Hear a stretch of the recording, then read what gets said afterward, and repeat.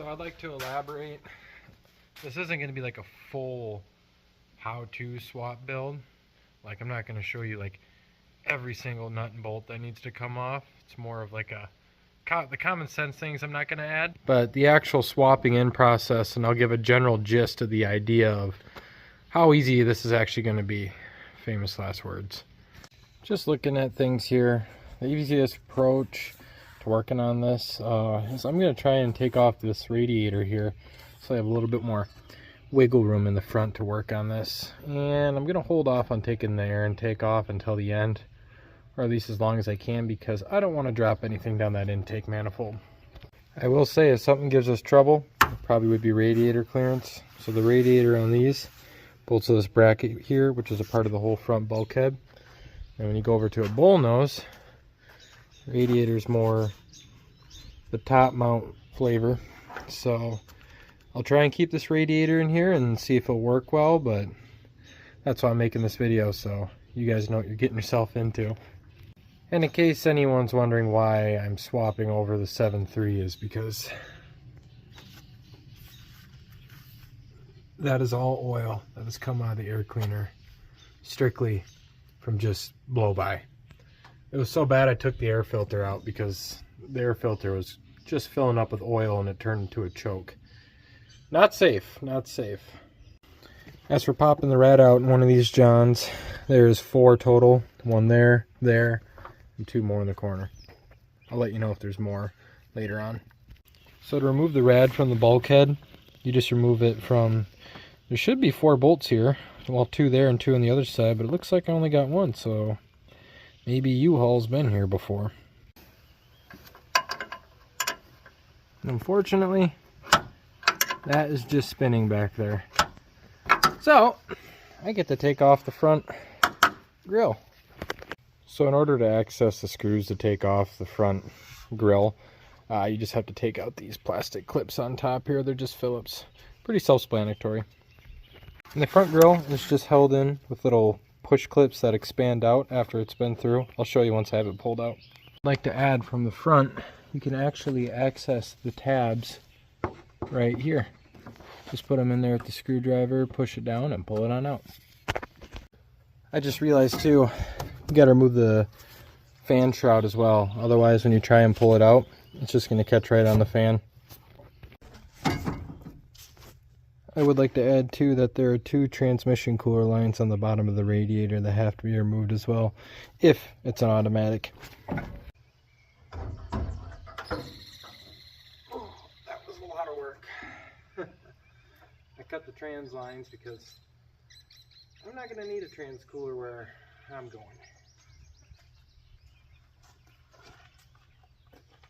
Alright, next up is pulling off the front clip. I'm going to be taking down the positive cable holders right here that ties the batteries together in series. And then I'm also going to be taking care of any other cords and loose items that are attached to the front clip here, and then just bag them on up and keep them nice and organized.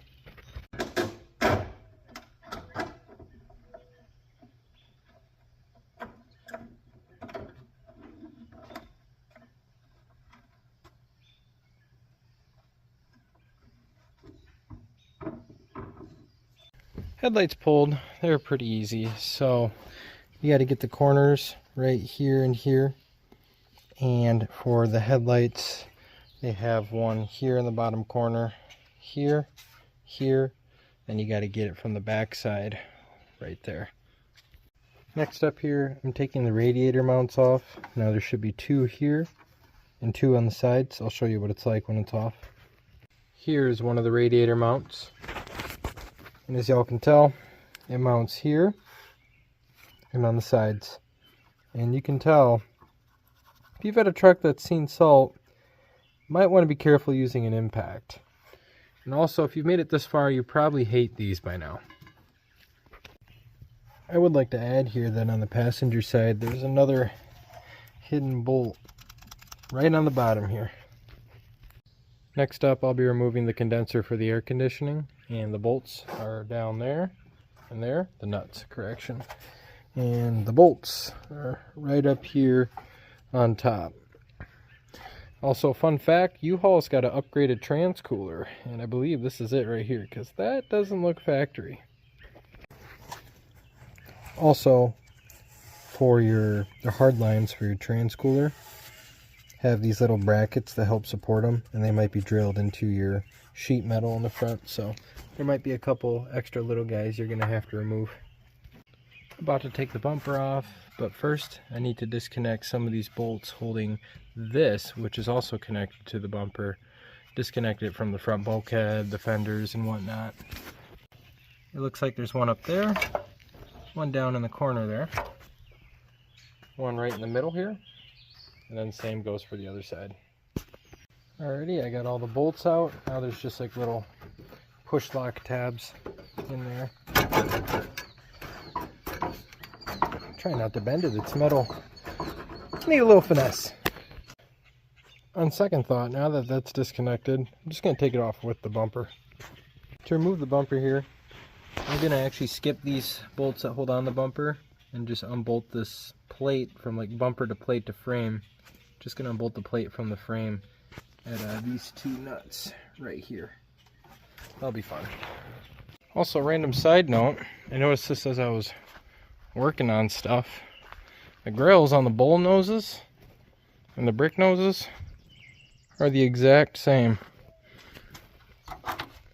Oh, fly on me. Huh. More you know. Well, I just tapped this shackle looking thing out, so that's how your front bumper's held on. More you know. Now do the drivers. Alrighty, let's wrap this up. I am getting eaten alive by mosquitoes.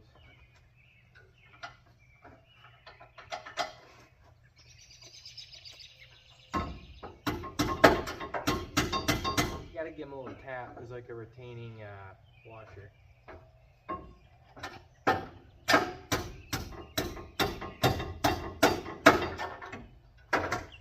Now I think it's just dangling.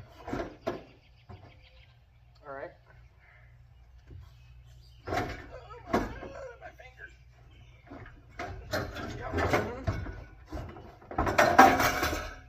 Yep, that's how you do it.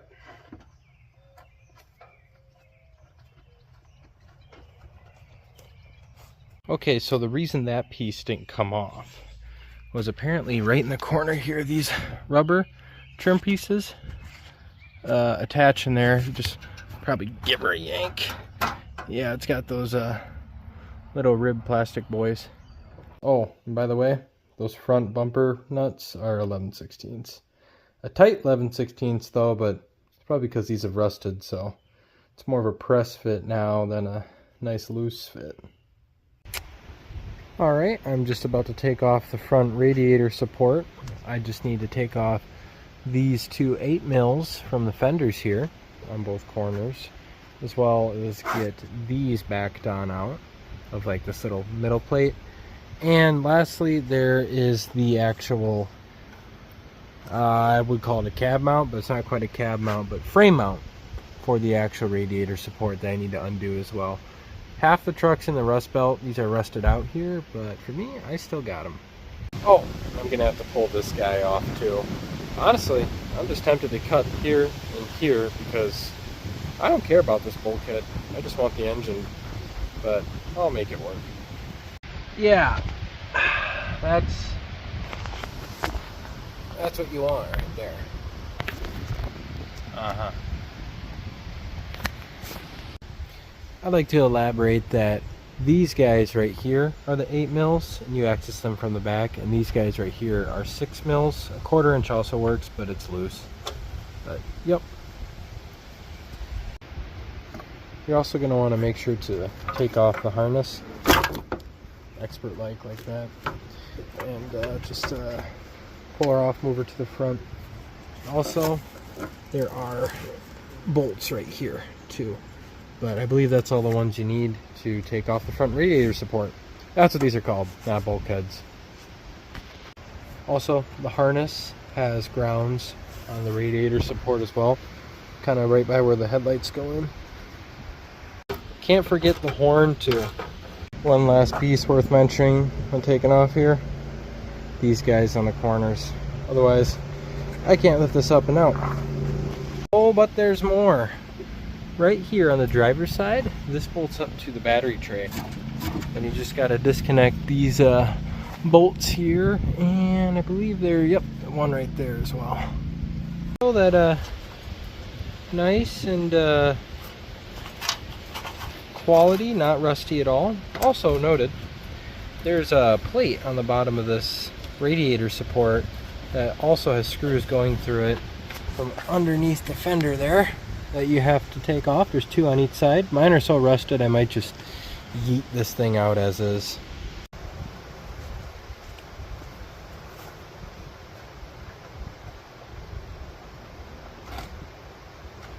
Oh, these are 8 now, by the way.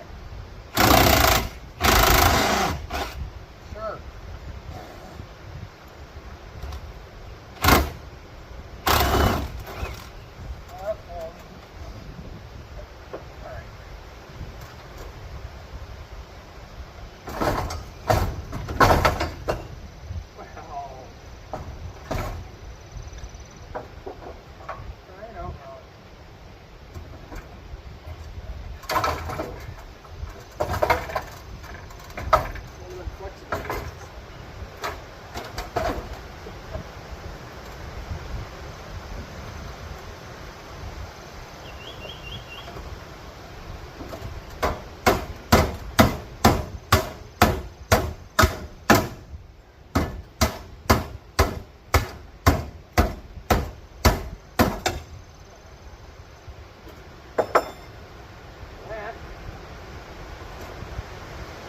Gentlemen,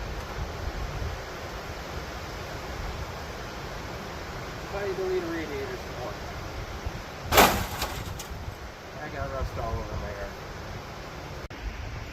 Now she looks just so raw, but another step closer to getting it pulled out. Well, now that the front rad support's off, let's start working on other things. I'm going to start with taking off the power steering pump, so I don't have to worry about that when I'm pulling the whole engine off. Now we're pretty much at the point where we just disconnect everything from the engine to the chassis. One thing I kind of like to do is run an imaginary line through. The lady just hit something on the lawnmower. But run an imaginary line through, and if anything crosses on the way of going through, it's going to come out with the engine. So simple, tedious work really, like pulling vacuum hoses. I just cut some zip tied wires, removed the power steering pump, and disconnecting shift linkage, because when I pull this out I plan on just going like such and then turning it and applying it to that vehicular device right yonder. So just going to keep going through this and I'll point out to you guys what I find. Vacuum line right on the air pump underneath the alternator, disconnected. This goes up to the brake booster and feeds other applications as well. Next thing I'll be taking off is the AC compressor.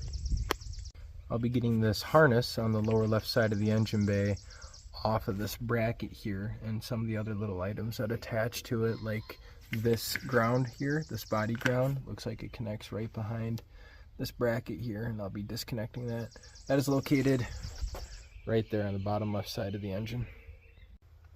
Next up, we got to remove the heater core line, which comes out of the passenger side cylinder head near the front of the engine. Sorta. I'll also be removing the bracket for the AC compressor. This was here. I unbolted that, and also I'm going to be unbolting this cast aluminum piece as well. Yeah, it's very interesting. This ground bus in the bottom left corner has like a big brass nut on it. That's what it looks like with the brackets removed and pulled out of the way. There's actually two brackets there, you'll see, but it's pretty straightforward. 19mm, just unscrewing it back, and then our ground buses should be free. The fuel tank line here on the mechanical fuel pump needs to be pulled off next. I also advise on removing the hard line, because when this engine and transmission gets shoehorned out, I don't want it getting bent up at all on the way out. On the driver's side of the engine here, there is a 19mm or 3/4 inch ground as well that connects to your harness. Alright, I'm under the truck now, right here. This is a C6 transmission, so I am going to unbolt the shift linkage from up here.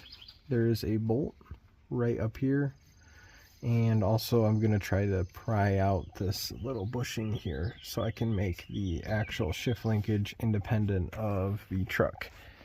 Also, you're going to want to disconnect this connector here to disconnect it from the truck's harness. Yeah, you'll come to find out that some of these get pretty stuck on there, but I found out if you have one of these nifty ball joint poppers and you just put it on there, it'll push it right on out. I already see the rod starting to slide out. I just found out that there's actually a second bolt right here as well that connects to the linkage that connects up to the column shifter. You can hear it up there. And in case any of y'all are wondering, this is a 9/16 bolt size. The speedometer cable located on the tail shaft of the C6 needs to come off right here. Turns out that nut size is an 11 mil. Don't know what that'll convert to in standard. This may vary per vehicle, but the transmission filter for me is located obviously next to the transmission. And there's just some bolts that I'm going to have to put a nut or a wrench on both sides in order to take it off. And also specialty to U-Haul. I don't know if many other companies did this, but back there, that tank is an external oil reservoir, engine oil. It was kind of a theory that the more capacity and more run of the engine oil, the cooler your engine oil temps will be. I'm not going to show disconnecting that because honestly most trucks don't have that, and it's pretty straightforward if you do have it. Next here we're going to follow the two wires that come off of the starter. Alrighty, I just traced the vacuum line on the C6 trans, and it goes down here. It's what plugs into the area by the injection pump. I can't remember the name of this guy, but anyways, so then this gets its vacuum signal from the vacuum pump, which is right here, but this part is on the actual firewall, so we're just going to disconnect that so that is independent when we pull it out. And of course the throttle linkage should also be disconnected. There's just a ball there, pops right off the injection pump. You just pull like that, and then you just pry it up like this,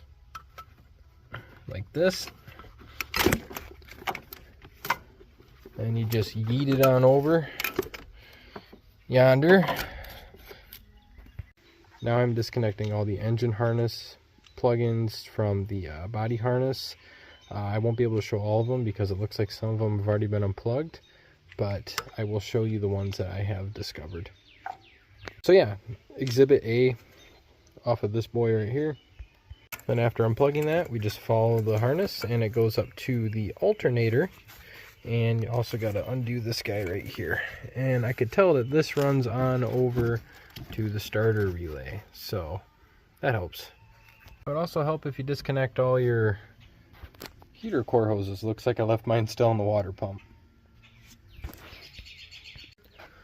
This big wire coming down from the passenger side here, it should be white underneath that insulation back there, but then it comes up on here and then it connects to the positive terminal, so that is your starter power wire.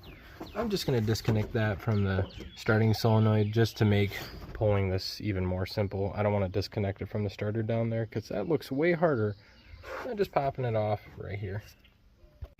I will add this black wire also comes through that wire loom, and that's on the top of the starting relay here, so you're going to need to take that guy off too if you're doing the route I'm going. On the driver's rear side of the engine is your fuel return, right there.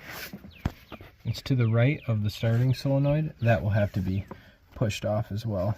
And these little clips can be a pain. While disconnecting the fuel return, I did find another ground that goes right on the back of the cylinder head there. But anyways, you could just disconnect this ground right underneath the wiper motor. Here we are under the truck. So I'm just going to start unbolting it from the actual truck now and getting it ready to pull.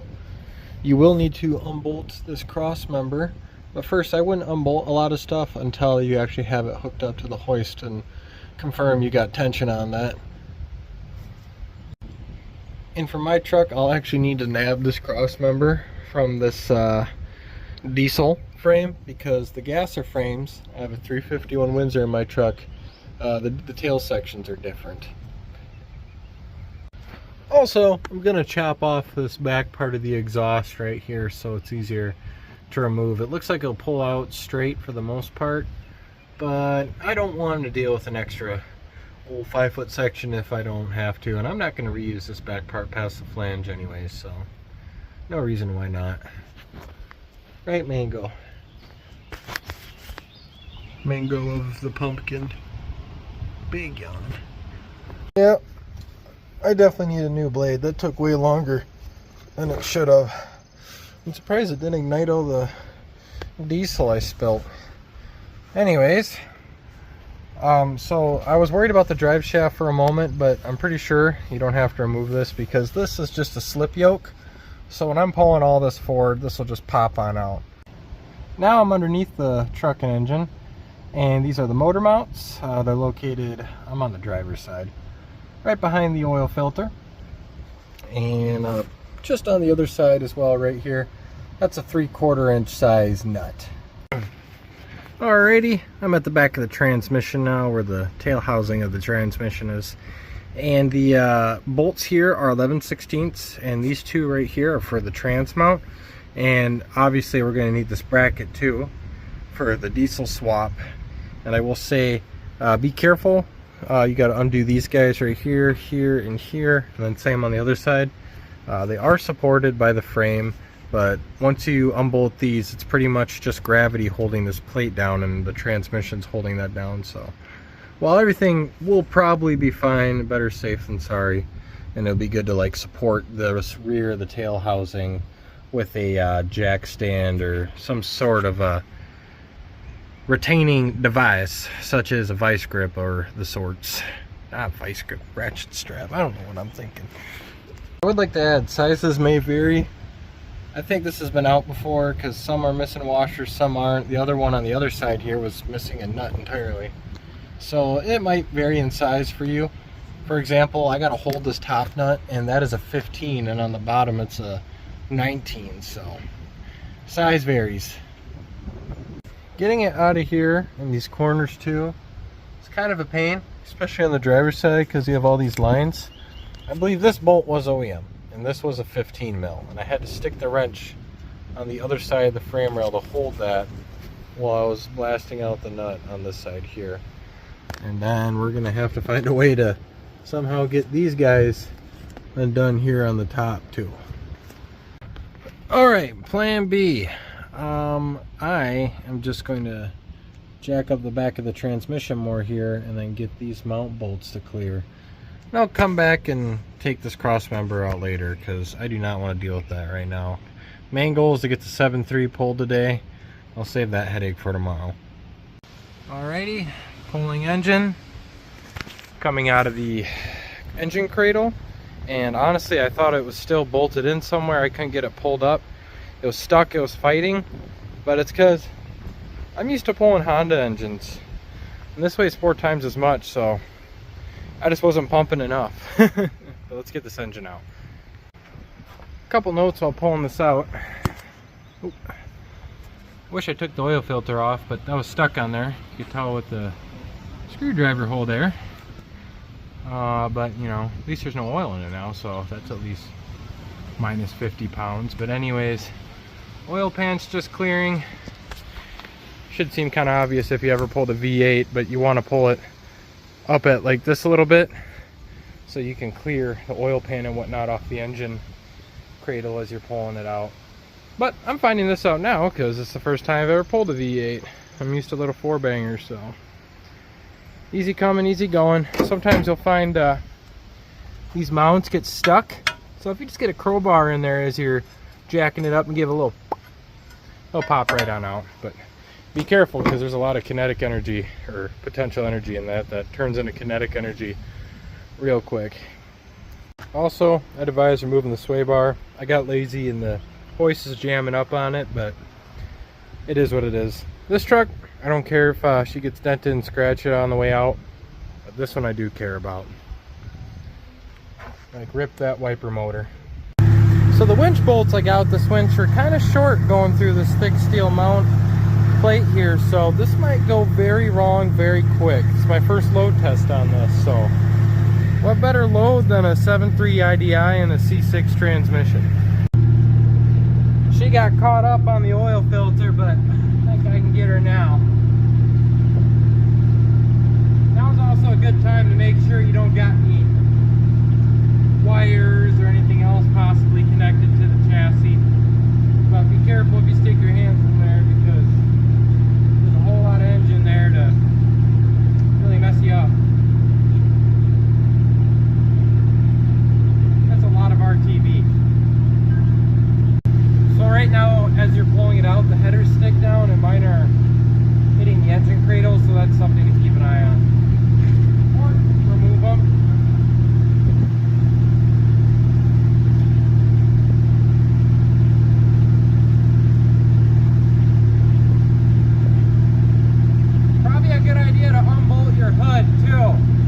Yeah, if I were to do this again, I know it's a pain, but I'd probably unbolt the header, because I just keep bringing it up and more and more and more, and it's still capturing or clipping the engine cradle. I could adjust it with this, but I only have so much room before that C6 starts rubbing on the firewall, and honestly it probably already is. But at least it's over the fender line now. Good thing there's a wall cloud right there too, so that's called motivation. So yep, I went underneath the truck, and sure enough the slip yoke did the slippage, and right now it is hitting the top of the trans tunnel. So I am going to angle it back some in hopes I'll make my job a little easier. But so far hard work is paying off. I'll tell you, unbolting V8s is a lot easier than 4-bangers. Well, unfortunately I can't adjust the level as much because this is in the way, and I'm far past being able to just set it down and reset it again, so just gonna have to keep jacking it on up.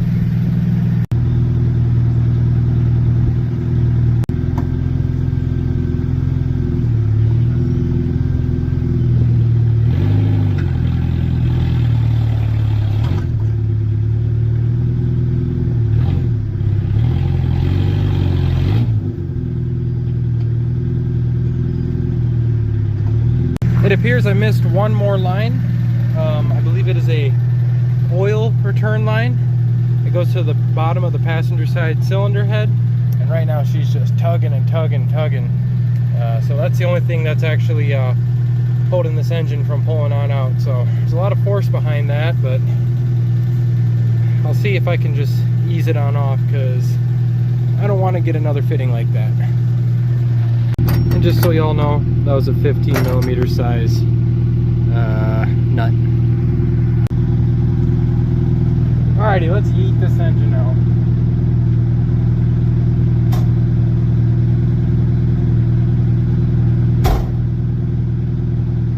God, my hair looks terrible. Looks like I got a bolt cut.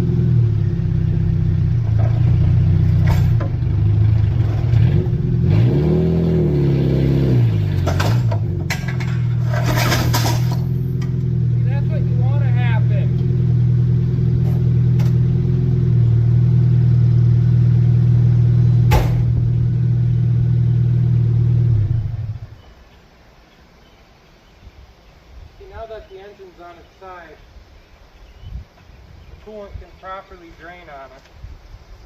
And that's why you leave the exhaust manifolds on, because otherwise all that gravel could have gotten the motor. And that's not good.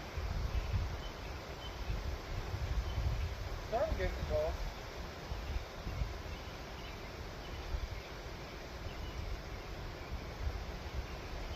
Ah.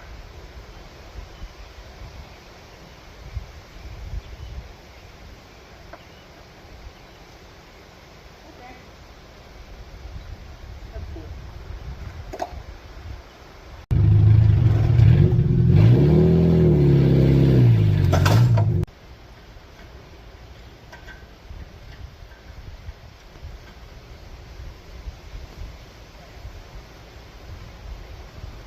That's rain.